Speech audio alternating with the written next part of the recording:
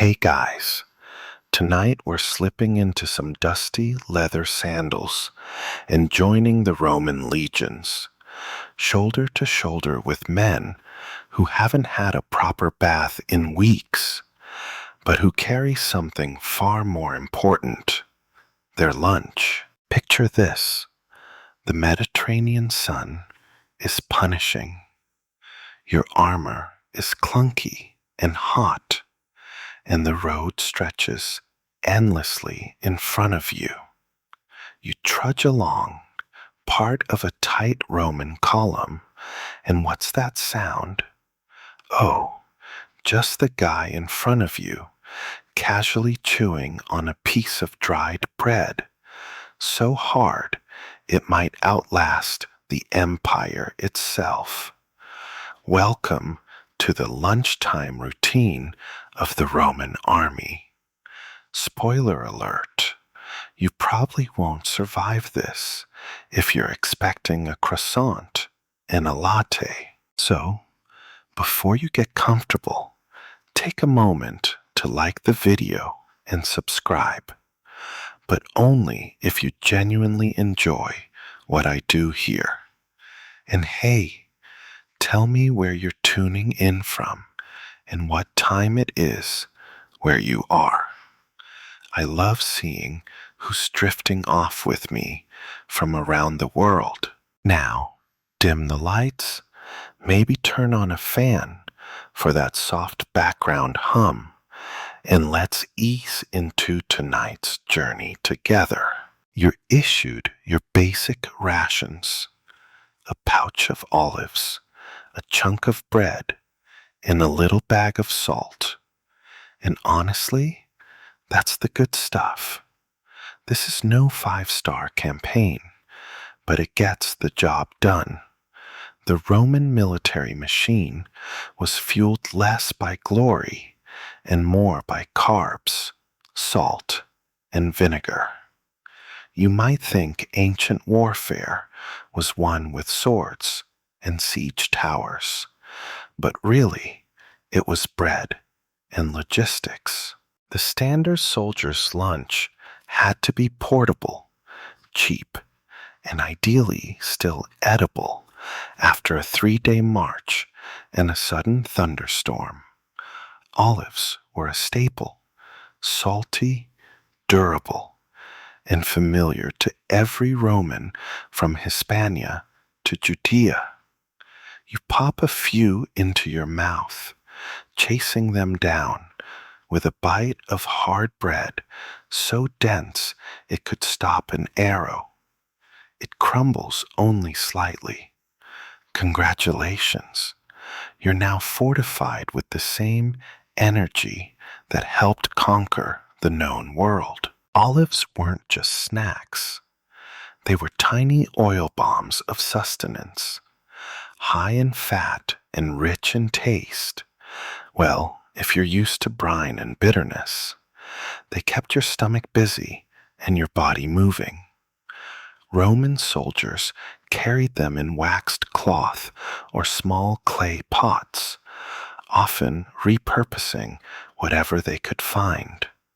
Because nothing says resourceful like tucking olives into your spare sock pouch. Of course, not all olives were created equal.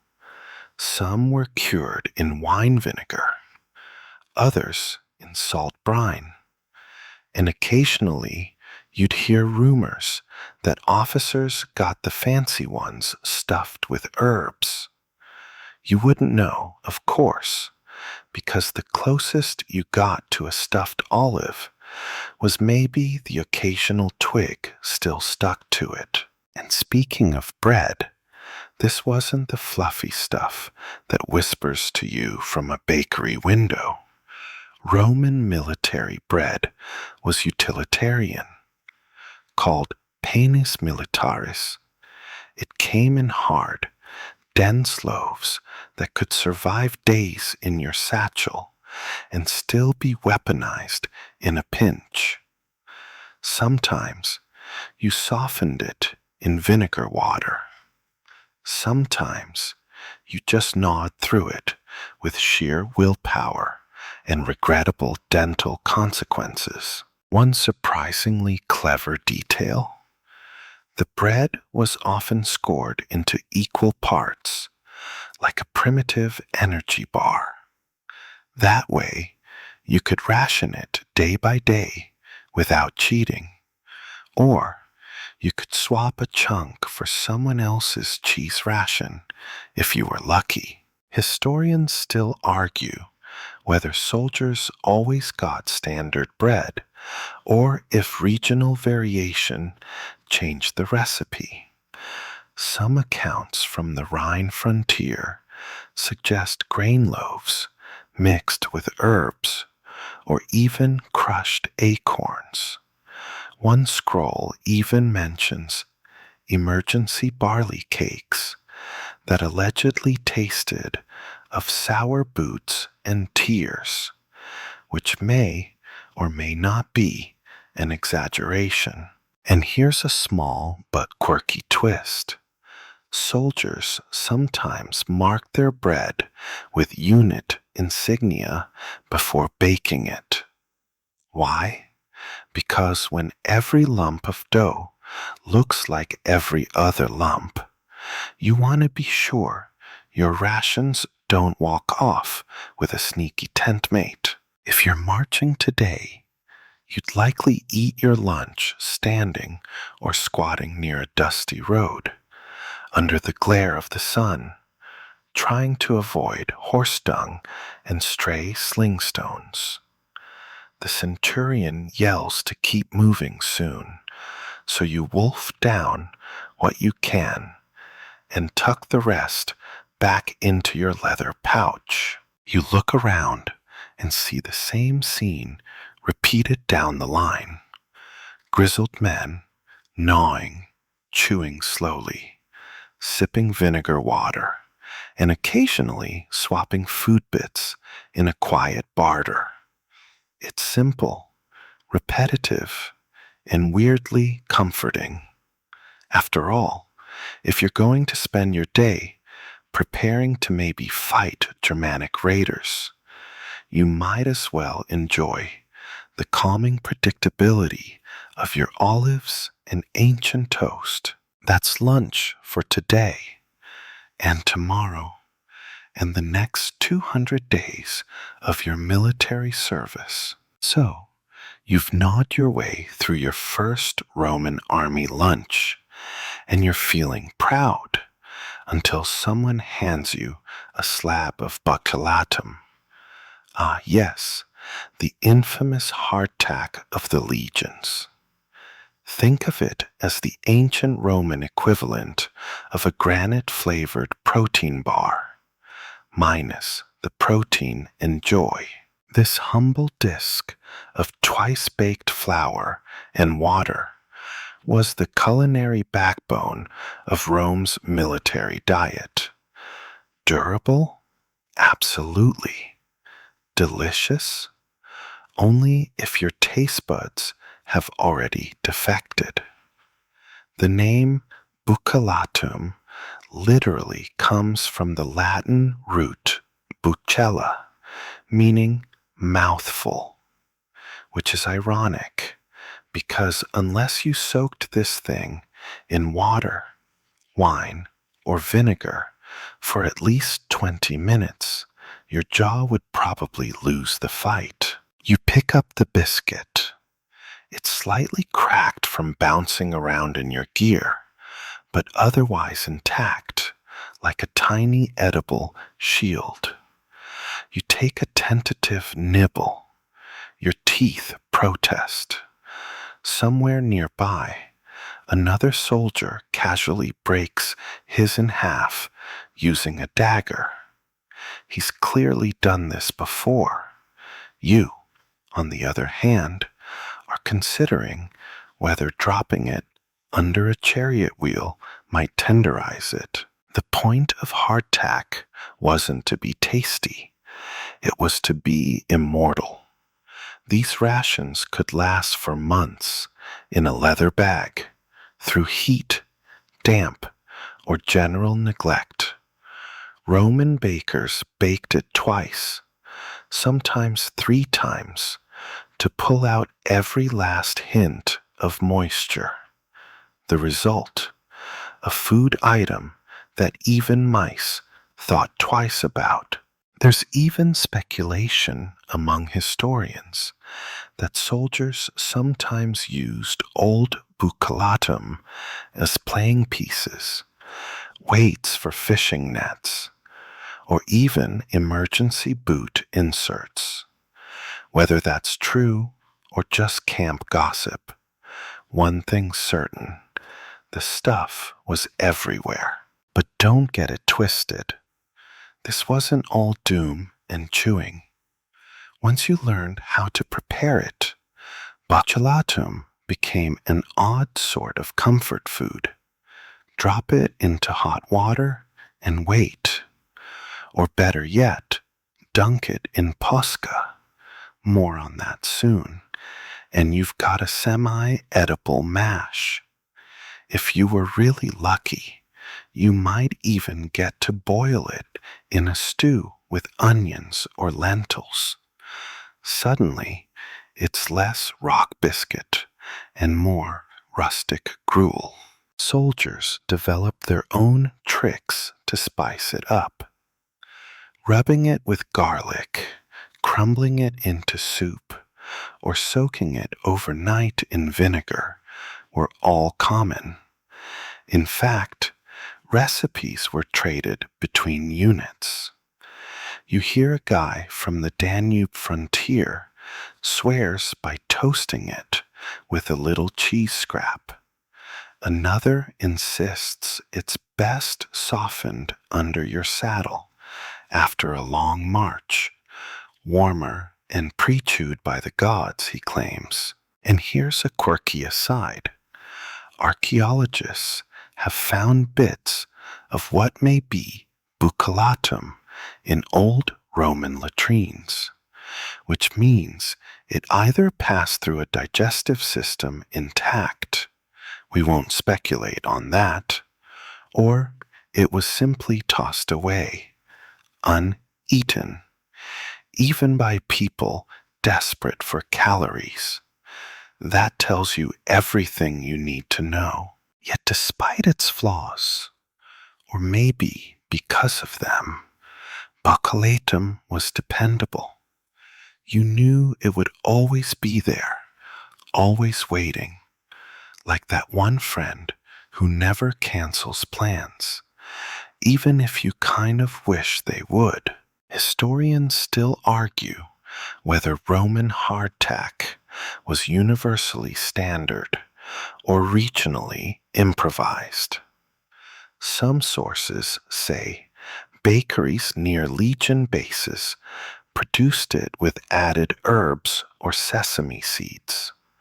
Others suggest soldiers were allowed to make their own in camp, creating endless variety or endless disappointment. You tuck the rest of your biscuit away, still mostly whole. You're not that hungry. A nearby soldier chuckles and hands you a dented flask. Here, he mutters, you'll need this to finish that thing. It's posca, and we'll get to that soon. For now, you brush the crumbs off your lap, adjust your pack, and prepare to move again. The road ahead is long, but at least you're fueled up, if only in spirit. You stare down at the flask the soldier just handed you, already wary. It smells sharp, tangy, like someone tried to turn salad dressing into a beverage. Welcome to posca, the Roman army's preferred drink of choice, when fresh water was too risky and wine was too expensive. You unscrew the lid, or, well, untie the leather wrap, because this is the 1st century and lids are mostly for amphorae. You take a cautious sip. The flavor hits like a punch to the sinuses. Vinegar cut with water. Maybe a few herbs floating in the mix if someone was feeling generous. And yet, strangely, it's refreshing. Posca is a mix of vinegar and water, sometimes laced with spices, honey, or bits of herbs like coriander or mint. It was cheap, easy to make, and most importantly, safe. Roman water sources weren't always reliable, especially when marching through enemy territory or camping near stagnant streams. But vinegar? That's antimicrobial magic. You're not alone in your initial grimace. Most recruits grimace through their first few swigs. But over time, you come to appreciate Posca's crispness, the way it cuts through the dust in your throat and makes your tepid lunch just a little more bearable. It also masks the taste of, well, everything else you're forced to chew. There's an oddly practical charm to Posca. Roman generals drank it.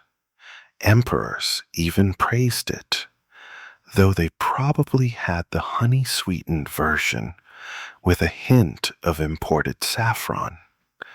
You, on the other hand, are pretty sure yours includes an accidental bug or two, and a generous helping of vinegar so strong it could clean your armor.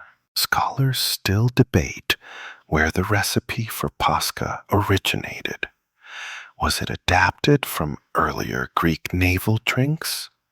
Was it a poor man's alternative to Mulsum, the honeyed wine of the upper classes? No one can quite agree. What's certain is that by the time of Julius Caesar, Posca was as much a part of the Roman army as the short sword and the marching sandals. You take another sip, trying not to wince. The trick is to drink it slowly. Let the acidity dance over your tongue rather than assault it. One old centurion swears it cures stomach aches, headaches, sore feet, broken hearts, and rebellious recruits. He might be right about at least two of those. And it turns out, Posca isn't just for drinking.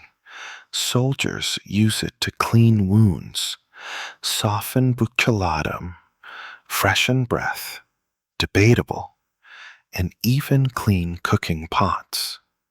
It's like a Roman version of coconut oil. There's nothing it can't do, apparently. A fringe tidbit. Some units allegedly had Posca competitions. Who could make the strongest brew without crying? You suspect these were less about hydration and more about bragging rights.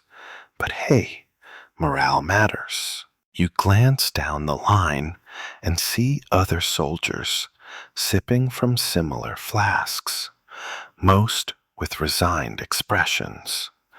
There's a comfort in the routine.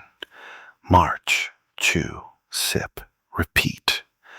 You're bonded not just by discipline or conquest, but by shared grimaces over fermented beverages. It's not glamorous. It's not delicious. But it's yours. And somehow, the tart burn of Posca makes you feel alive out here on the edge of the empire. You cork the flask again. Well, jam the stopper back in and tuck it into your satchel. A breeze stirs the dust around your feet. Another long mile ahead. And yes, your lunch tasted like sour bread, salt, and vinegar, but you're not hungry anymore. And that, dear friend, is a win. Your stomach settles a little after the Pascha, which is saying something. Just as you're adjusting the strap on your pack, someone plops down beside you with an audible grunt and unwraps a waxed cloth bundle. Inside, cheese. Now, before your modern brain leaps to images of soft brie or pepper jack, let's recalibrate. Roman military cheese was not charcuterie board fancy. It was firm, salty, and built for endurance, just like the soldiers themselves. If it could melt in the sun, spoil in 2 days, or attract wasps, it didn't make the cut. Durability first, flavor later. The most common types: Caseus durus, a hard, aged cheese that held up well on the road. You slice off a bit with your belt knife. It's dense, a little dry, and crumbles around the edges. But it's cheese, and it doesn't taste like feet or vinegar, so you consider it a treat. Some soldiers wrap their cheese in waxed cloth or even packed it in oil or lard to preserve it longer. Occasionally, you might come across a smoked version. Bonus points if it doesn't smell like campfire boots. A lucky few even carried soft goat's cheese packed in ceramic jars, though it never made it far in desert climates.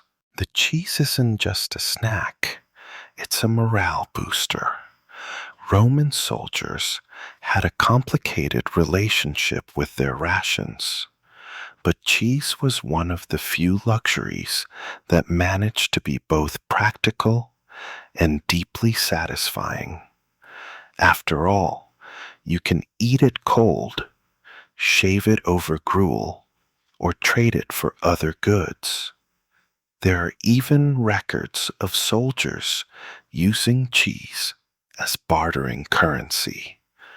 2 figs and a dried sausage for a wedge of goat cheese.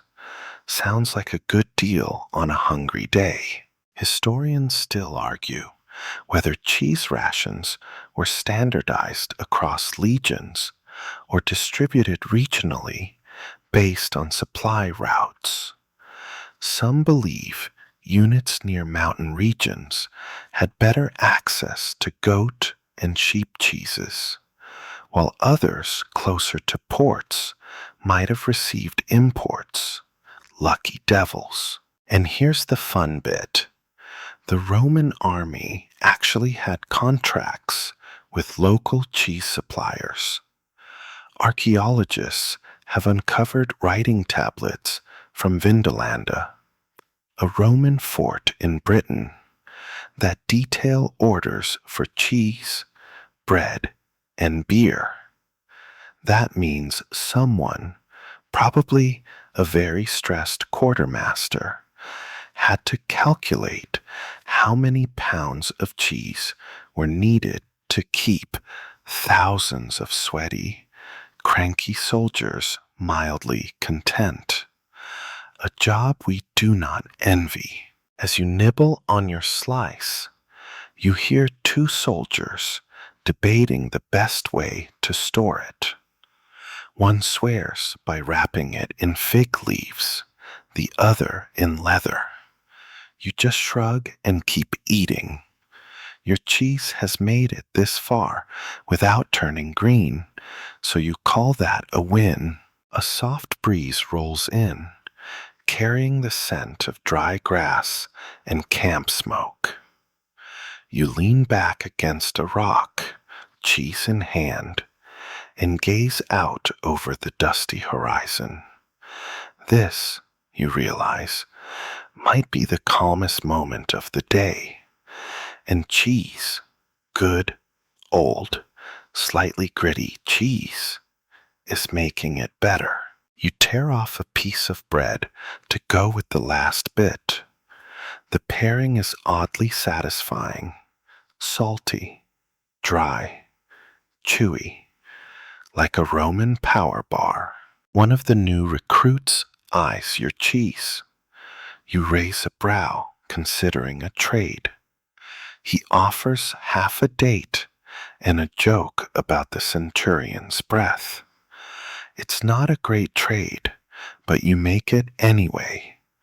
Cheese may fuel the body, but sharing it fuels camaraderie. You're licking the last bit of cheese from your fingers when someone nearby pulls a sticky cloth bundle from their pack and peels it open. Inside, a gleaming mass of dried figs, sticky raisins, and dates darker than your sandals. Your stomach perks up again because it's time for dessert, Roman legion style. Dried fruit was a quiet luxury in the Roman army.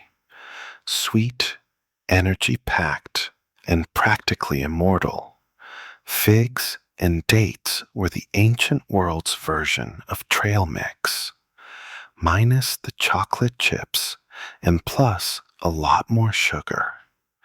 You're handed a small handful of shriveled raisins and a sun-warmed fig. It's chewy, soft, and clings to your molars like it's paying rent. The Roman military knew the value of sugar long before energy gels and protein shakes were a thing. Dried fruits gave you calories, fiber, and a much-needed boost on long marches. You pop a date into your mouth and taste the tangy, fermented edge. Not bad, especially if your last meal was salted pork and vinegar water. Figs, in particular, held a place of honor in Roman culture. They were tied to legend. Romulus and Remus were said to have been born under a fig tree. In the army, they were just as sacred, in a slightly stickier way. Soldiers often carried them wrapped in cloth or in small leather pouches, kept high in the pack to prevent squishing. Nothing worse than fig jam on your spare socks. The sweetness did more than provide energy. It lifted spirits. After a cold night watch or a rough skirmish, sharing a couple of figs was like passing around a flask of joy. Even if it was mashed, dusty, and slightly fermented joy. Historians still debate whether Roman dried fruit was a standard ration or a luxury item. Some argue it was included in long-term provisioning. Others believe it was a reward item, perhaps doled out after a hard march or victory. Records show commanders sometimes included fruit in special distributions, especially during festivals or as part of donativa, the bonuses handed out to keep morale intact. And let's not forget, fruit could also come from foraging. Soldiers stationed in provinces like Hispania or Judea had access to orchards and wild groves. Many took to acquiring local produce when supplies ran low. Technically, that's called looting, but in the field, it's spontaneous resupply. You suck the last bit of fig from your teeth and realize your fingers are coated in sticky residue. There's a reason ancient Romans didn't shake hands casually. Nearby, someone's crumbling dried dates into their porridge. Another soldier's stuffing raisins into his bread crust. It's a game of improvisation, turning bland field fare into something with a hint of comfort. And if you're lucky, some of the older guys even know how to soak figs in leftover posca to make a bizarre, wine-ish fruit mush. Don't knock it until you've tried it. Oh, and a quirky tidbit? Roman soldiers sometimes wrote love notes or lucky charms onto fig leaves before drying them. Maybe it was superstition. Maybe it was a way to remember home. Or maybe they were just bored. One thing's for sure, fig leaves in your bag didn't always mean food. As the afternoon sun climbs higher, you lean back on your pack. Your belly isn't full exactly, but it's content. Between the bread, the vinegar drink, the crumbly cheese, and the handful of sticky sweetness, you've got just enough fuel to face the next leg of the march. And that, for a Roman legionnaire, is the best case scenario. You suck your fingers clean, wipe them on your tunic, and exhale, sweet and salty, rough and tender, like the empire itself. The afternoon heat presses down harder now, but there's something oddly peaceful about the rhythm of marching. Step, breathe, step. And as you march, your stomach still growling for something more substantial, you remember there's one more thing tucked deep inside your pack. Salted pork. Ah, the eternal companion of Roman soldiers on campaign. Salted meat isn't glamorous. It's not the kind of meal you'd invite your fellow officers to share over a fine amphora of wine. It's tough, often leathery, and incredibly chewy. But in the heat of a march through the mountains of Gaul or the desolate expanses of North Africa, it's a blessing. The salt acts as a preservative, and the meat, though hard to swallow, is protein, which your body needs to keep fighting. You untie the greasy cloth wrapped around the slab of meat. It's brownish in color and smells a bit like leather. This isn't a slab of juicy ribs or tender steak. No, this is what you get when you're far from home, far from the delicacies of Rome.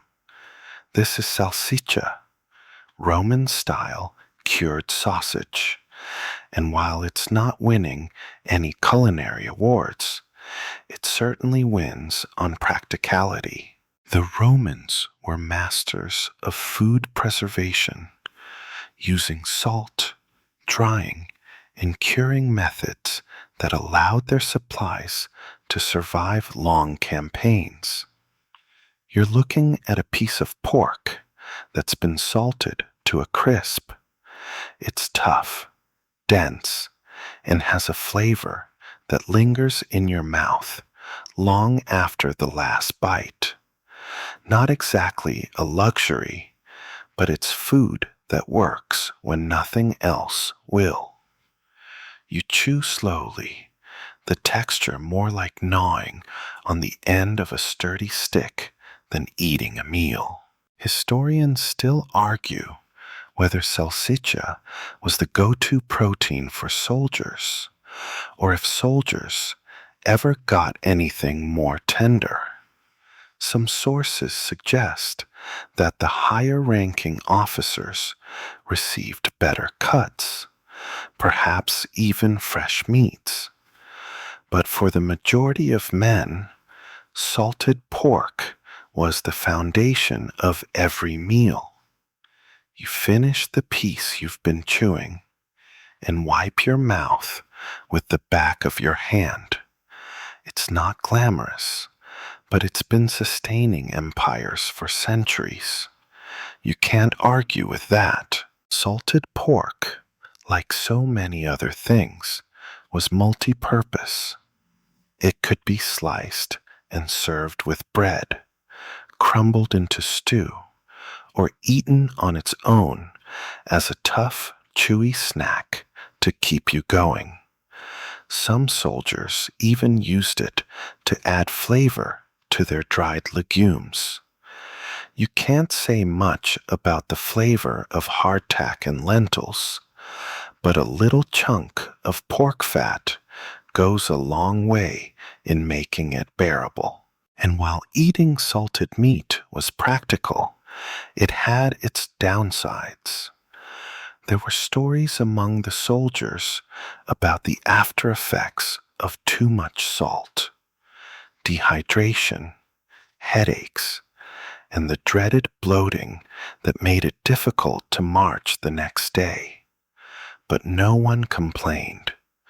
Complaints in the Roman army were a luxury, like fresh bread, which you rarely got unless you were stationed near a bakery. A fringe bit of history comes from the days when soldiers would carry salsiccia into battle.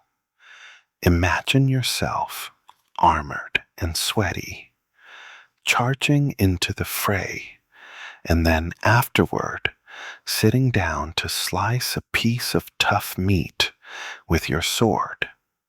Maybe that's why soldiers had such a strong appetite for the stuff. It was the ultimate battlefield meal. It wasn't gourmet, but it was what kept you standing when the battle was done. Now, with your pork slice gone, you feel your thirst returning, but you don't dare touch the pasca again just yet. Instead, you reach for a leather-wrapped flask of water. Clean, unadulterated, and reliable. For a soldier, water is a luxury. You swig it carefully, knowing full well you're rationing what little you have left until the next water source is found. You scan the horizon. The march continues. The sun is beginning to set, casting long shadows over the fields. But your stomach is settled for now, and that's all you can ask for. Tomorrow, maybe, you'll get fresh bread. Or maybe not. For now, you've got a bit of pork and a sip of water, and that's enough to keep your feet moving. As the sun dips below the horizon and the air cools, you realize the day's work is far from over. The Roman military isn't a job that stops when the sun sets. No, your evening meal, such as it is, has yet to arrive. But that's okay. A soldier doesn't look for luxury. He looks for something that will keep him on his feet. The evening's main event: lentils. Lentils might not seem like much, but in the Roman army, they were a powerhouse. You sit down to begin preparing them, the familiar weight of your pot swinging from your pack. There's something meditative about the process of cooking over a fire. The crackle of the flames, the steady pulse of your work. You drop the lentils into the pot and begin to stir. Roman lentils were not the sleek, polished versions you see in modern kitchens. These were rough, earthy, and packed with nutrients, perfect for an army that needed simple, filling food. Lentils were inexpensive, easy to store, and, if prepared well, could provide the necessary fuel for a long day of marching. You drop in some water, let them simmer, and you wait.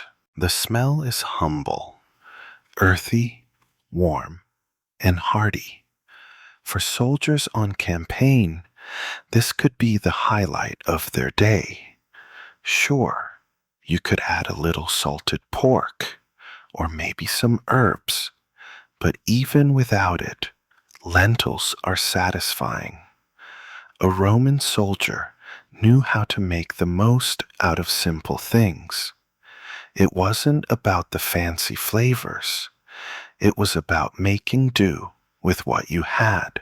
Historians still argue whether lentils were a mandatory part of the standard ration or more of an occasional treat. Some sources suggest that soldiers got them regularly, especially in areas where grains were scarce, while others claim that lentils were reserved for special meals. But what's clear is that lentils, like bread and cheese, became a cornerstone of Roman military life. The beauty of lentils, as you stir them, is that they're forgiving. You don't need to fuss. You can leave them to cook while you chat with your comrades or repair your armor. They don't burn easily, and they'll provide nourishment no matter what. And in the brutal world of marching, fighting, and surviving, simplicity was a comfort. While the pot simmers, you hear someone talking about the local foods they're missing. You smile a little. Everyone in the legions has their favorite flavors from home. Some of the men long for the fruits of their provinces. Others miss the special spices from their hometowns. You think about how different your meal would be if you were back in Rome, seated at a lavish banquet with fine wines and exotic meats. But that's not today. And today, you're fine with that. You're living in the moment, making the most of what's in front of you. When the lentils are done, you scoop them into your bowl. There's no meat in sight, no exotic flavors, but there's warmth, there's sustenance. You take your first bite, and the meal fills you up in a way that's comforting, but not indulgent. It's exactly what you need. You glance at the sky as the stars begin to twinkle overhead. Another day, another campfire, another meal. Tomorrow, the march continues. Tomorrow, you'll face new challenges and new adventures. But tonight, you're content with the humble lentil stew and the camaraderie of your fellow soldiers. The fire crackles softly, and for a brief moment, the world beyond your campfire seems distant. For tonight, all that matters is the steady rhythm of your spoon stirring lentils, the crackle of the fire, and the quiet hum of the army, ready for the road ahead. The night is quiet, save for the occasional sound of a soldier stretching his tired legs or muttering in his sleep. The fire has died down to embers, but you know you'll be up at first light. You look around at your fellow soldiers, each one bundled in his own cloak, trying to steal a few hours of rest before the next march. Even here, in the middle of nowhere, far from the comforts of Rome, there's a strange sense of camaraderie. You're all in this together, but tomorrow's challenges are still ahead. Long marches, sharp skirmishes, and of course, the ever-present rations. The only thing left to look forward to now is the morning's meal. As the embers flicker, you reach into your pack and pull out one of the smaller bundles. This one's special. It's your last bit of buccellatum. You're not sure how it survived this long, but it's there, still wrapped tightly, ready for tomorrow. Tomorrow, like every day, starts early. The Roman soldier's life is one of routine and repetition. After a quick wash, you'll grab your rations, bread, a bit of salted pork, and if you're lucky, some dried fruit. You'll chew through the dry bread as the camp begins to stir, and you'll wash it all down with a splash of posca. There's comfort in the monotony. When you march, the only thing that changes is the terrain. But there's something about waking up to the same meal each day that gives you a sense of certainty. You know exactly what to expect. A hard slice of bread, a spoonful of lentils, maybe a piece of cheese if you're lucky. There's no guessing, no surprises. It's simple, dependable, and in a world where anything can happen at any moment, that kind of certainty is priceless. Historians still argue whether the monotony of Roman army rations was a deliberate tool of discipline. Some scholars suggest that the predictable meals, day after day, helped foster a sense of unity within the ranks. Others say it was simply the most practical way to feed an army on the move. But either way, there's no denying that the simplicity of the meals kept the soldiers focused on the task at hand. As you finish your last bite of the evening's lentil stew, you think about the days ahead. More battles, more travel, more training, more bread, more salted meat, more posca. The routine might seem repetitive to outsiders, but for you and your fellow soldiers, it's a reminder that there's still purpose to each step you take, each march, each meal, each victory.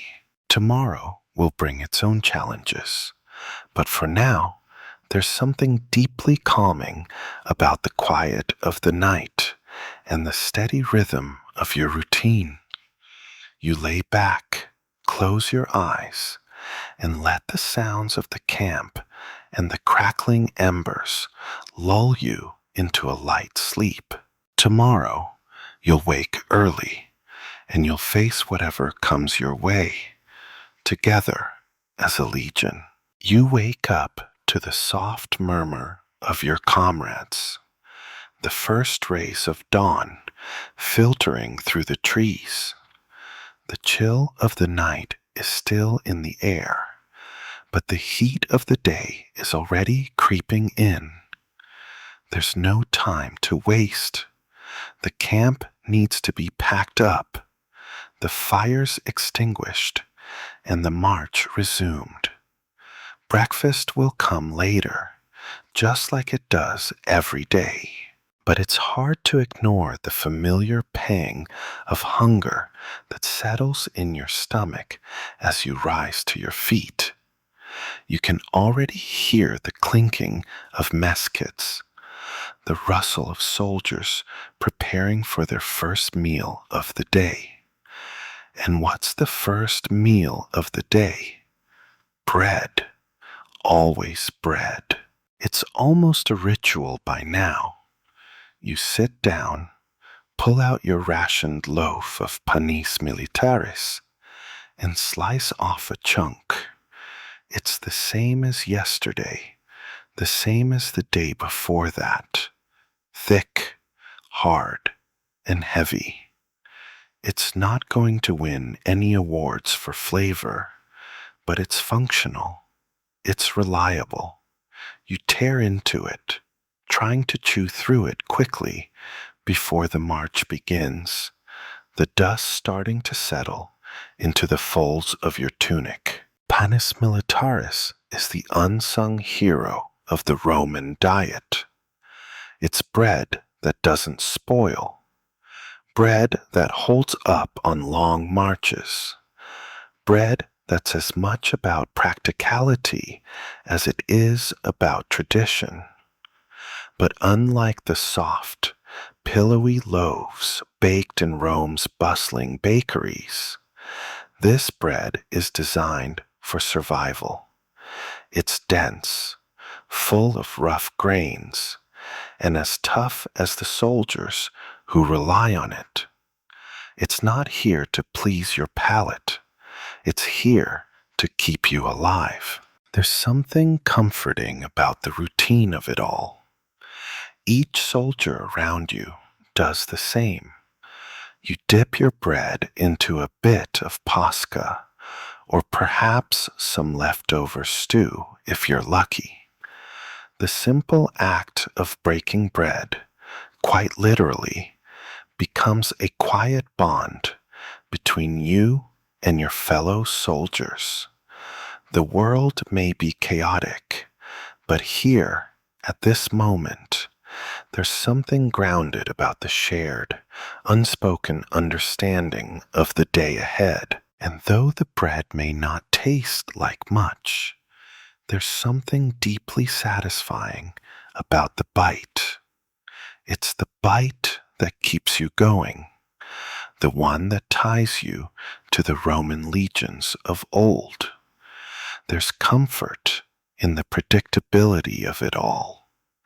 It may not be luxury, but it's what fuels you through the endless marches, the long nights, and the fight after fight. You finish your piece of bread and look around, seeing soldiers swapping stories and advice, eyeing each other's rations with that familiar mix of envy and camaraderie. A few soldiers take the time to carefully inspect their weapons, checking their shields and swords as they sip the last of their pasca. Others are quietly chatting, swapping rumors about the next battle. It's a brief moment of peace in a life otherwise filled with uncertainty. Historians still debate whether Roman soldiers truly resented their repetitive diet, or whether it was part of the mental toughness required to succeed in the legions. Some argue that the lack of variety in their meals built mental fortitude, while others suggest that it might have contributed to a sense of monotony and isolation during long campaigns. But for now, you're just happy to be here, to be part of something greater than yourself, to be marching with your brothers in arms. Whatever the future holds, you know you'll always have your bread, and that's enough for today. The camp is packed up, the men are ready, the horses are hitched, the orders are given. You shoulder your pack, tighten your sandals, and prepare to march again. It's a new day, and though the food might be the same, the road ahead will bring new challenges, new sights, and new stories to share by the fire tonight. You glance over at the soldier next to you, still chewing his bread, and give him a nod. There's no need for words. You both know that whatever happens next, you'll face it together. The bread may be dry, the day's long, but the legion is strong. With a deep breath, you turn toward the horizon, ready to march once more. The sun is higher now, and the march has begun in earnest. You've put your thoughts of bread and lentils behind you, at least for the moment, but there's always that underlying hunger for more than just food. The Roman soldier isn't just marching for sustenance. He's marching for glory, for Rome, for the empire that stretches out across the known world. But today, that empire feels far away. Your stomach growls again, not for lack of food, but for something more. You can't help but think back to yesterday's pork. It wasn't much, but it kept you going. You wish you had more, but you know better than to complain. Complaining only gets you a few hours of silence, and then more of the same. Somewhere along the march, you see a soldier exchange a quiet look with another. A few murmured words. A packet of dried fruit is swapped for a chunk of cheese. The barter system is alive and well. As much as the empire thrives on military might, it also thrives on these small exchanges, these little trades between comrades. Rations may be standard, but what's inside those packs is subject to creativity and cooperation. This is your life now, simple, straightforward, and predictable. Your day is divided between marching, eating, and, when the rare moment of leisure allows, talking with your fellow soldiers. It's the conversations you have while you march that hold the most value. Tales from the far corners of the empire, stories of battles, of victories and defeats, of home. Sometimes you talk about the food, but you find that no one truly complains. The food is just the fuel. The road is the real story. As you pass through a small village, you notice the locals watching you with curious eyes. The children are smiling, the adults eyeing you with a mix of respect and apprehension. This is the life of a Roman soldier, always moving, always on the move, marching from one place to the next. Sometimes you feel like a traveler on a never-ending road, unsure where it begins and where it ends. But you don't think too much about it. You can't. Instead, you focus on your next meal. The thought of it might be more comforting than the reality, but it keeps you going. You know that later tonight, you'll settle into camp, start the fire, and unpack your rations. Another round of bread, another handful of dried fruit, maybe some pork, maybe not. You'll eat, you'll sleep, you'll wake up, and you'll march again. The routine is soothing, it's predictable, and in a world of uncertainty, predictability is a rare, welcome friend. You know what to expect. The bread might taste the same, the pasca might be sour, and the pork might be tough, but it's all part of the larger journey. It's all part of your duty to the empire, to your comrades, and to yourself. A little while later, the first hints of evening begin to creep into the sky. The orange and pink hues of the sunset bathe the landscape, casting a soft glow on the soldiers marching ahead. The day's dust is beginning to settle, and the coolness of the evening air feels like a welcome relief. Soon, you'll reach your destination for the night, a makeshift camp with a flickering fire, soldiers gathering around their mess kits, preparing their evening meals. The fire burns bright, and for a moment, the harshness of the day seems far away. You take a seat, tired but content, and begin to pull out your evening rations.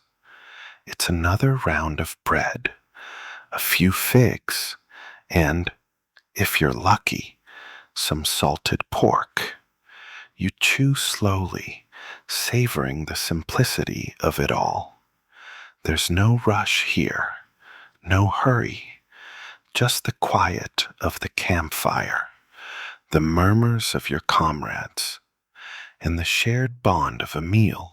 As the night settles in, the conversation turns to stories, not the tales of battle or conquest, but the small stories, the funny things that happened along the way, the missteps, the strange encounters, the bizarre things you've seen on the march.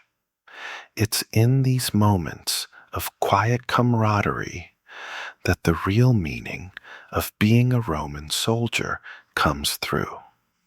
It's not just about the rations.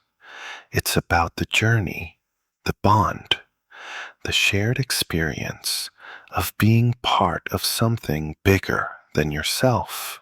Tonight, you eat your bread, your figs, your pork, and you feel content. There's nothing more to ask for, nothing more to need. The meal isn't much, but it's enough. The fire crackles, the stars twinkle above, and you, like your fellow soldiers, are ready for whatever tomorrow brings. And so, with the last bite of your meal, you lean back, close your eyes, and listen to the sounds of the camp, the laughter, the crackling of the fire, the soft hum of voices.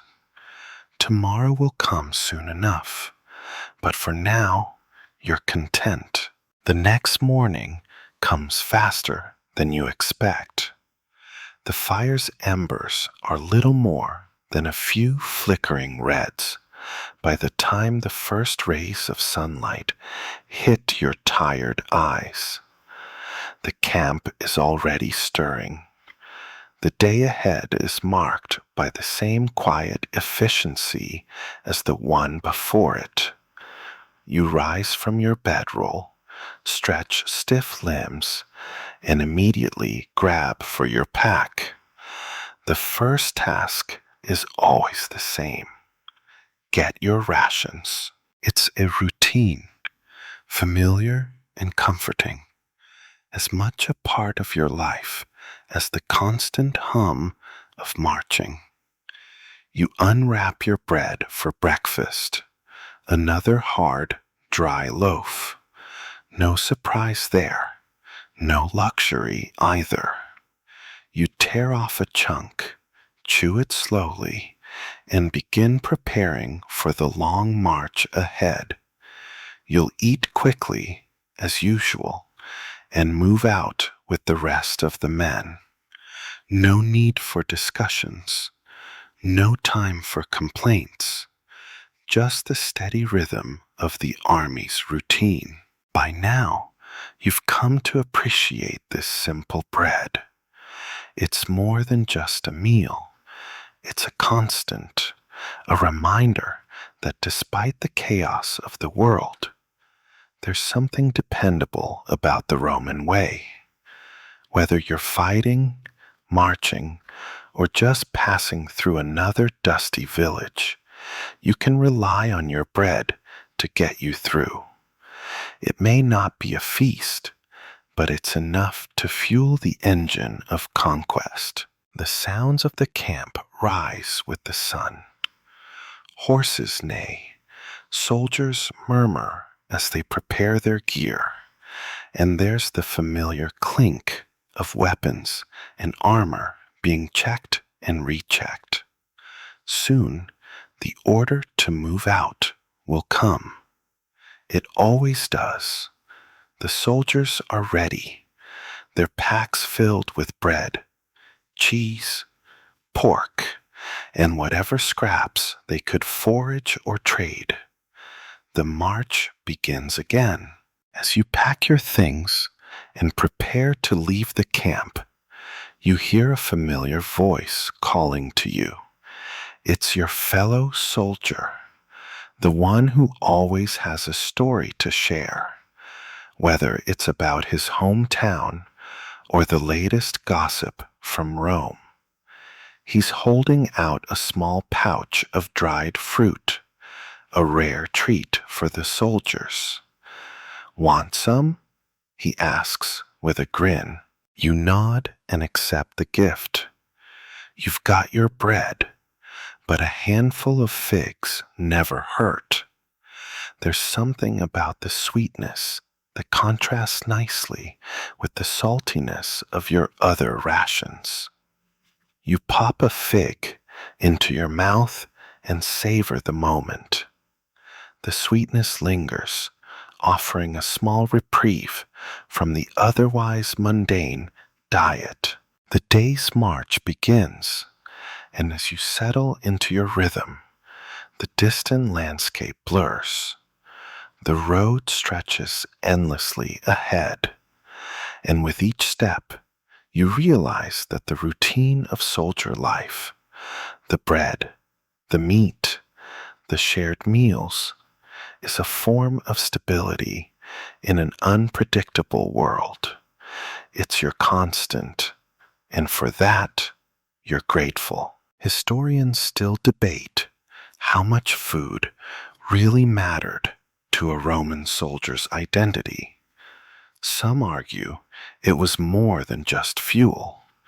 It was part of the shared bond, a form of socialization.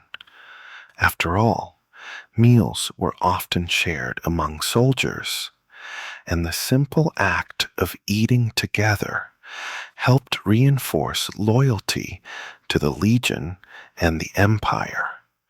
Food, in its simplest form, was more than sustenance. It was a unifying force that connected you to your comrades, to your commander, and to the vast empire you served. As the sun rises higher, you find yourself deep in thought. The march continues, but your mind drifts back to the dinner table at home. What would you be eating if you were back in Rome? Perhaps roasted lamb, honeyed fruits, a plate of olives, and a fine cup of wine. But no, those comforts seem distant now. The road is long, the journey is harsh, and the food is humble. But that's enough. You reach into your pack and pull out another piece of bread. There's no time to stop and savor it. There's no time for anything but the march ahead. But there's something oddly peaceful in that. The simplicity of it all.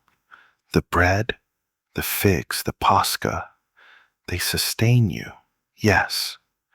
But more importantly, they connect you to something bigger than yourself. They connect you to the Roman legions, to the empire, and to the generations of soldiers who march this very path. As the morning wears on, the soldiers around you chat in low voices, their faces set with determination. You catch a few words of their conversation, snippets of stories about battles, distant lands, and home. You smile to yourself and keep walking. You're not just marching for food or glory. You're marching for something greater, something that transcends the daily grind, the hard bread, and the sour posca. The day's journey continues, but the bond between you and your comrades, forged over shared rations and long marches, remains unbroken. The road is hard, but together you'll face whatever comes next. As the day stretches on, the sound of marching feet becomes a rhythmic drum, the steady pace of thousands of soldiers plodding forward toward an uncertain horizon. The sun beats down harshly now, and you feel it in your bones. The air is dry, and your mouth is parched. You've gone through the last of your pasca, and you're starting to regret that third piece of bread. But there's no turning back. The legions march on. You glance at your pack. It's lighter now. Just a few more bites of cheese, some dried fruit, and the last scrap of salted pork you've been savoring over the past few days. The reality of food in the Roman army is that it's never truly satisfying. Just enough to keep you going. But today, your stomach growls louder than usual. You could almost taste the sweet relief of a warm meal, a proper feast, if only for a moment. The thought is fleeting, but it lingers long enough for you to feel a pang of longing for something you can't have right now. The soldiers around you are no different. You see a few of the younger men looking around for any opportunity to forage, eager for something, anything, that could add a little variety to the endless rations. But in the distance, you spot the officers, shiny armor, full stomachs, preparing for their evening meal, their food neatly packed and likely far more substantial than your own. The disparity isn't lost on you. The officers and higher-ranking soldiers get the better cuts of meat, finer wine, and perhaps even freshly baked bread. As a common soldier, you get buccalatum, salted pork, figs, and whatever you can gather along the way. Still, there's a strange sense of pride in it. You may not have the luxury of the officers, but you're part of something bigger. You carry the same bread, the same burdens, and the same determination to march toward Rome's greater glory.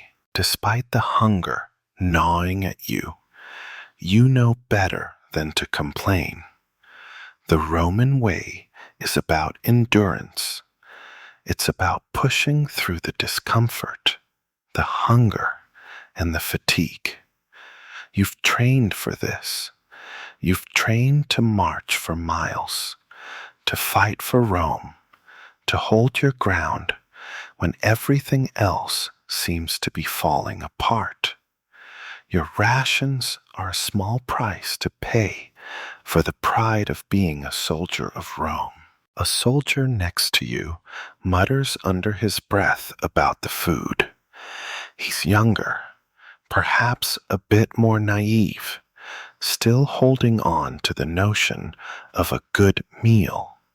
He talks about his family's farm back home and how his mother used to make bread that actually tasted like something. He's dreaming of roasted meat and thick gravy. But you've seen men like him before, the ones who arrive with big dreams about what the life of a soldier will be like. The reality, though, is always simpler, always tougher. Better get used to it, mate, you say, patting him on the back. If you're lucky, you'll get a few figs tonight. He doesn't seem too happy with the idea, but you know he'll make do, just as you've had to. The Roman army doesn't have room for complaints. It has room for grit. And as you march onward, shoulder to shoulder with your comrades, you feel a sense of pride in that grit. It doesn't matter if your rations are less than luxurious. What matters is that you're here, moving forward, doing your part. As the afternoon wears on, your thoughts drift back to your rations, how they've changed over the weeks, how you've come to appreciate even the smallest bits of food. You don't need fancy meals to survive. You just need sustenance. You need energy to keep marching. And maybe, just maybe, you need that feeling of connection with your fellow soldiers as you share your bread, your figs, your stories. The Roman army wasn't just about weapons and shields. It was about routine. It was about pushing through the hunger and fatigue together, one meal at a time, one march at a time.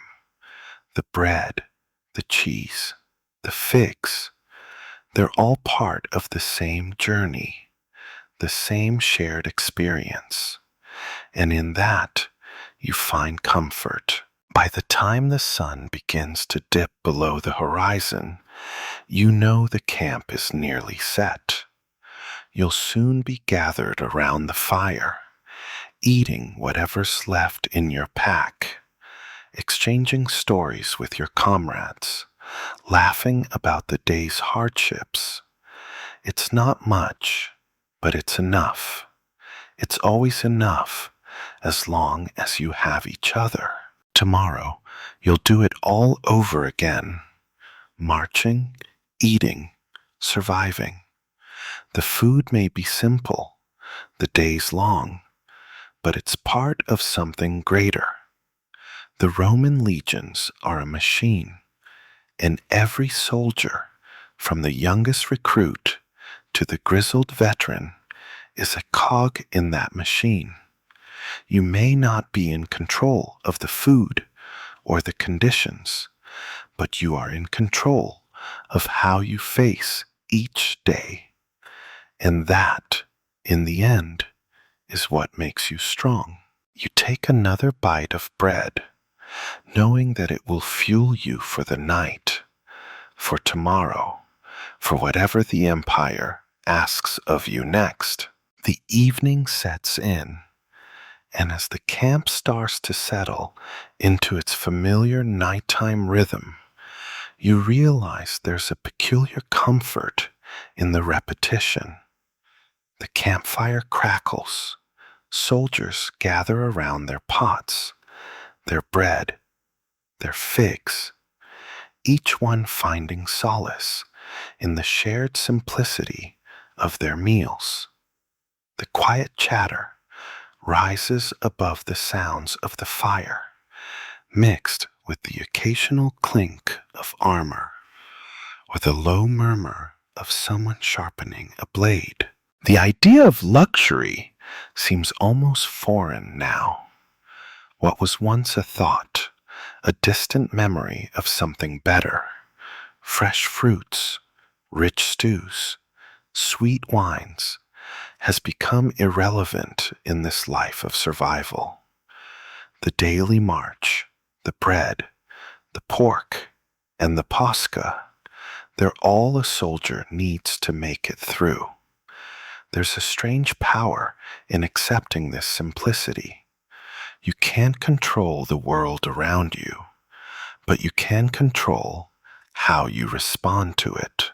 As the soldiers settle in for the night, some are still munching on their last bit of food.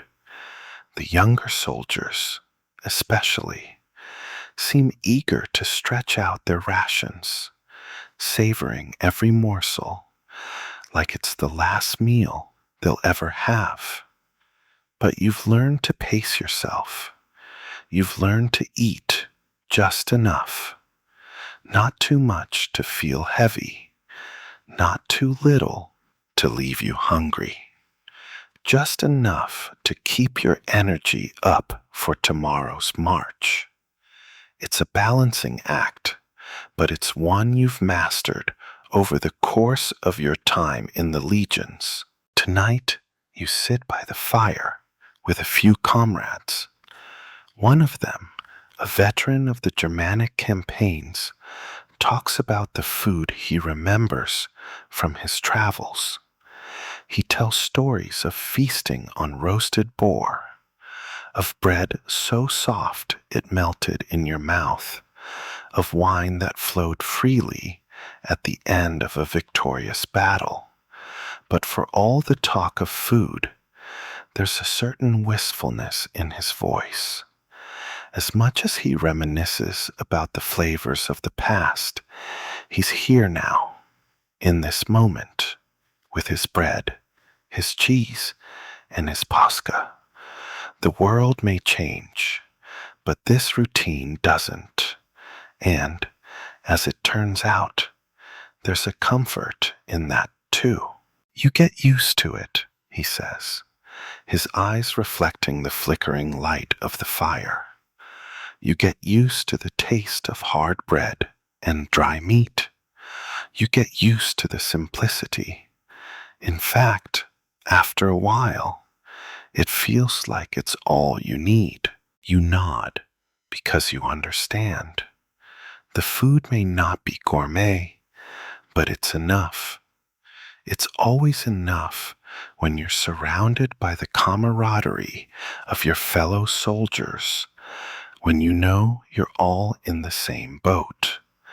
The food is secondary to the bond, to the shared experience of surviving together.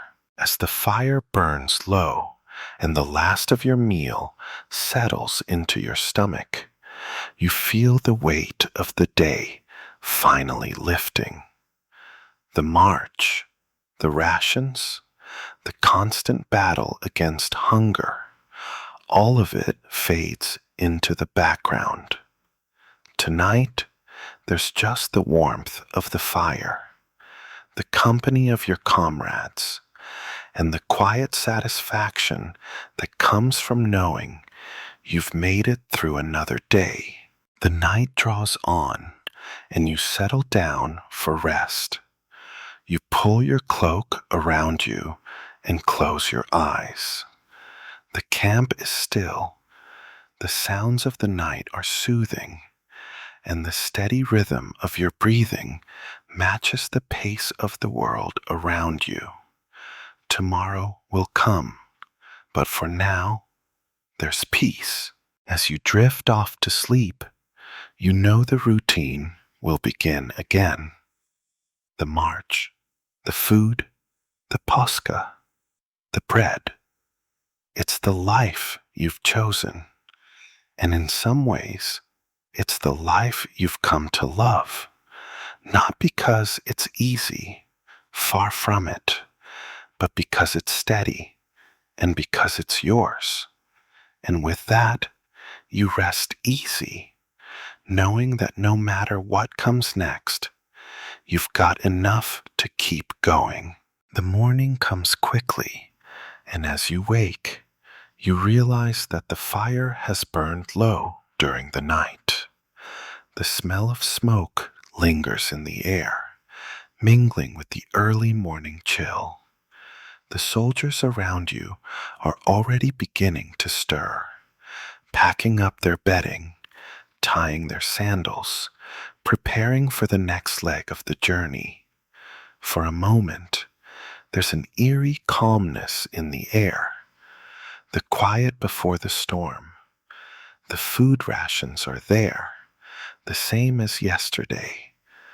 Bread, dried fruit, maybe a scrap of cheese. But your stomach has settled, and you're already thinking about the long march ahead. Breakfast is quick, almost too quick. You tear a chunk off your bread, dip it in posca, and shove it in your mouth before you even have time to appreciate the texture. It's no fine feast, but it's the only fuel you'll get until the evening. You can feel your body waking up with the familiar taste. The rhythm of the day is set. Get up, eat, march, eat again, rest, and then repeat. But there's something oddly comforting about that repetitive routine. It makes the world feel smaller, manageable, even if you're still hundreds of miles from home. As you prepare to hit the road again, the familiar thump of marching feet fills the air. You hoist your pack, tighten your sandals, and join your fellow soldiers as the column begins to move. It's a simple action, but you can feel the energy of the legions in it. The gladius is secured at your side, the shield tucked against your arm, and the unspoken promise of the empire flows through your veins. The day may be long, but the food may be better later.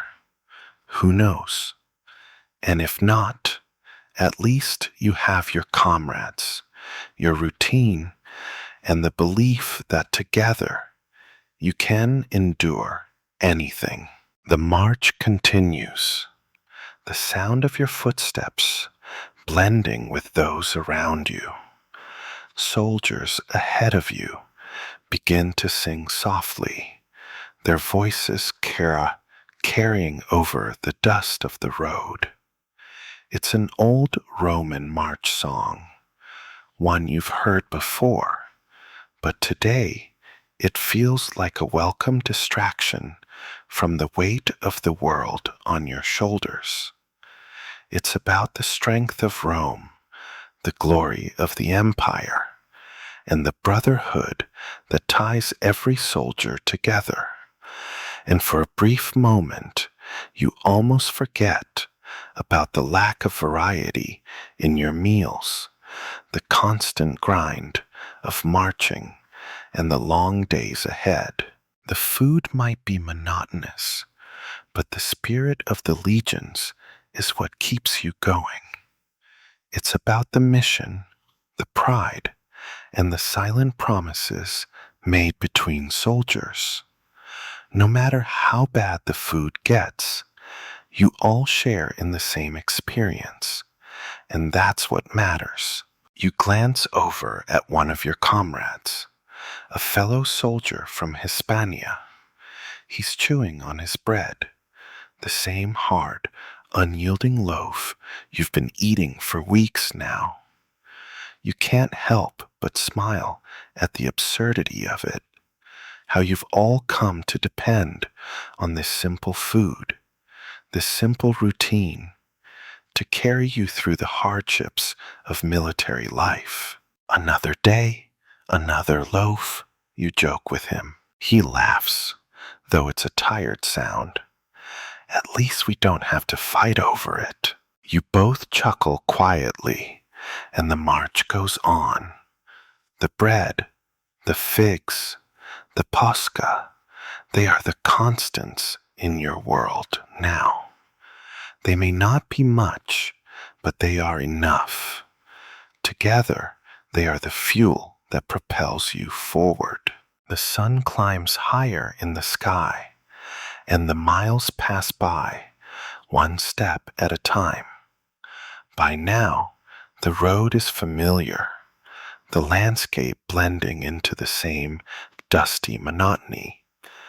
There are no surprises here, no exotic meals, no feasts, just the steady rhythm of your feet, the crunch of the dry earth beneath your sandals, and the simple comfort of your rations. You're part of something bigger now. You're not just a soldier in the Roman legions. You're a piece of history, marching forward on a path that will shape the world for centuries to come. The food you eat, the bread you chew, the posca you drink, they are your companions on this journey. They're your sustenance, your strength, and your connection to the ancient empire that stretches before you. And as the march continues, you know one thing for sure. You'll never stop moving forward. The march seems to stretch on forever, the endless repetition of steps becoming a sort of meditation. The landscape changes only subtly. The hills are still there. The dust still rises in the air with each footfall. But you don't think about that anymore. Your mind drifts to simpler things, like the next meal. You can't help it. It's always in the back of your mind. As you march, you feel the hunger begin to creep back in. It's a familiar sensation. Your stomach growls softly, but you don't let it distract you. You know what's coming at the end of the day. You know there will be food. Not great food, not glorious food, but food nonetheless. Bread, cheese, maybe some dried fruit. The same as yesterday, the same as the day before that. It's the routine, the comfort of it, that you've come to rely on. But today, as the miles pile up and the sun sinks lower in the sky, you feel a shift. The food doesn't feel quite as mundane.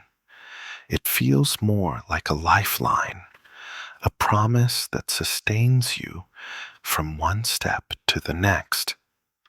Maybe it's the thought of the familiar posca, the warmth of the campfire, waiting at the end of the march, or the sense of accomplishment that will come when you finally set up camp for the night.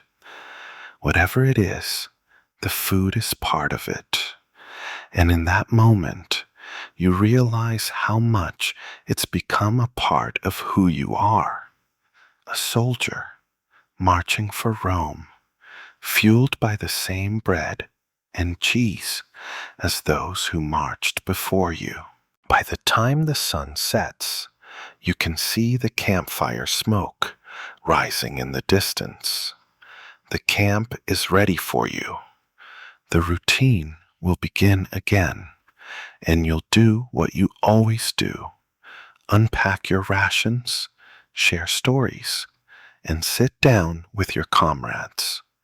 The food won't be anything spectacular, but that's not the point.